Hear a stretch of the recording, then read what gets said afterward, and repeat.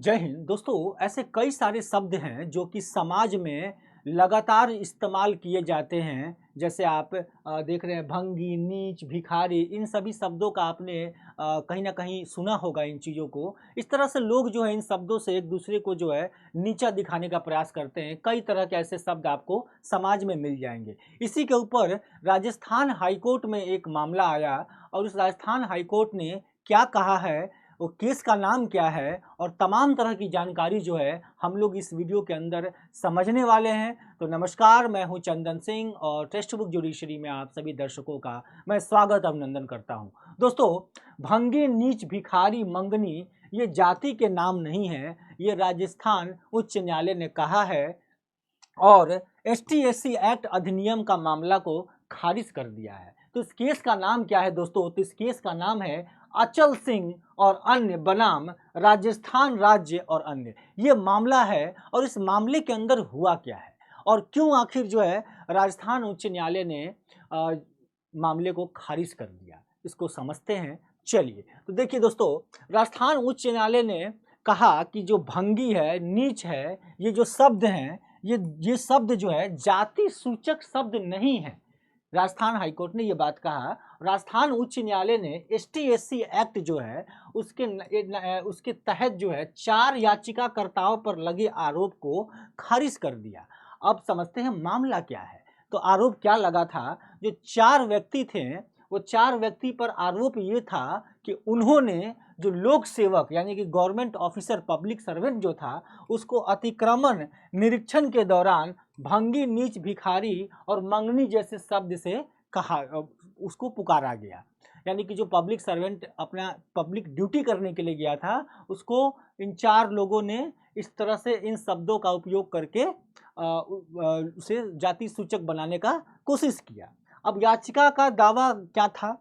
तो इन शब्दों के उपयोग को जातिगत अपमान करार देते हुए एसटी/एससी एक्ट के अधिनियम कार्रवाई करने की मांग जो है पब्लिक सर्वेंट ने किया हुआ है। ठीक है।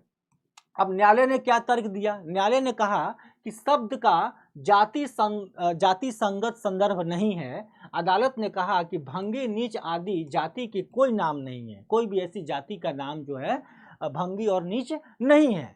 इन शब्दों का उपयोग किसी विशेष जाति को लक्षित करने के इरादे से नहीं किया गया, ये कोर्ट ने कहा। इसके साथ जाति के अगर देखिए, आरोप लगाने वाले ने यह साबित नहीं किया कि याचिकाकर्ता लोक सेवक की जाति से परिचित थे।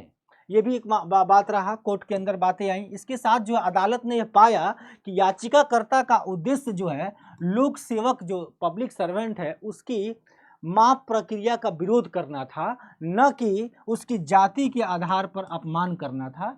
कोर्ट ने जो है पब्लिक के जो है तरफ से ये बात कही। इसके साथ जो इस्तेमाल किए गए शब्द जो किया गया उसके जाति सूचक नहीं थे और न ही यह साबित हो पाया कि याचिकाकर्ता ने अनुसूचित जाति और जनजाति के सदस्य होने के कारण लोक सेवक को अपमानित किया।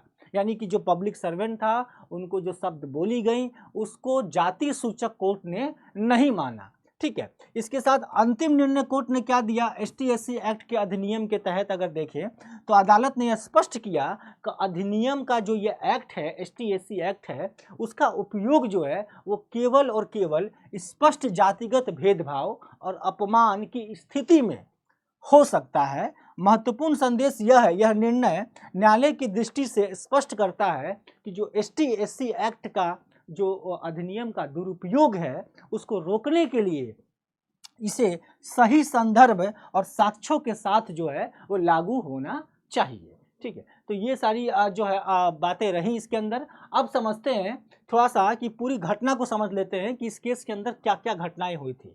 देखिए, जनवरी 2011 में जैसलमेर में अतिक्रमण हटाने के लिए राजस्थान सरकार ने जो है अपना ऑर्डर पास किया था। तो ये घटना है जनवरी 2011 की और मामले में सरकारी अधिकारी थे जो कि सार्वजनिक भूमि पर कथित आक्रमण को निरीक्षण करने गए थे, यानी कि आक्रमण हटाने गए थे। याचिकाकर्ताओं ने कथित तौर पर अधिकारियों को बाधित किया और अपमानजनक शब्द में गाली दी लोगों ने। ठीक है। अब जो है कानूनी धाराएं कौन कौन सी लगी? तो धारा 353, जो कि सरकारी कर्मचारी के कर्तव्य को रोकने के लिए या हमला या बल का प्रयोग करने के लिए लगाया जाता है, आईपीसी के सेक्शंस हैं।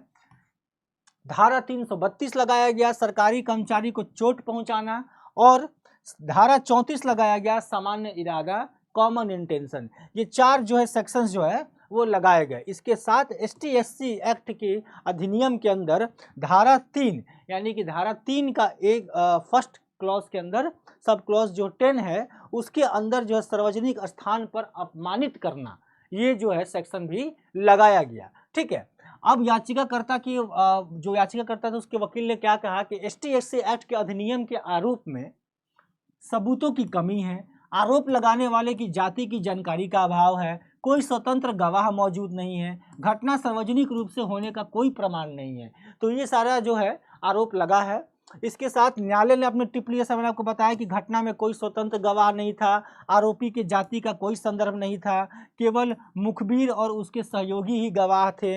आईपीसी की अगर धारा के संबंध में देखा जाए तो प्रथम दृष्टि में देखा जाए तो सरकारी कर्तव्य में बाधा डालने का आरोपी जो है आरोप जो है वो प्रमाणित हुआ है कि सरकारी काम में बाधा तो डाल रहे थे ये लोग, तो सरकारी काम में बाधा डाल रहे थे, उसके अंतर्गत जो है आपको कार्रवाई सेक्शन 353 और 332 के अंदर जो है मुकदमा चलाने की अनुमति जो है कोर्ट ने दिया है।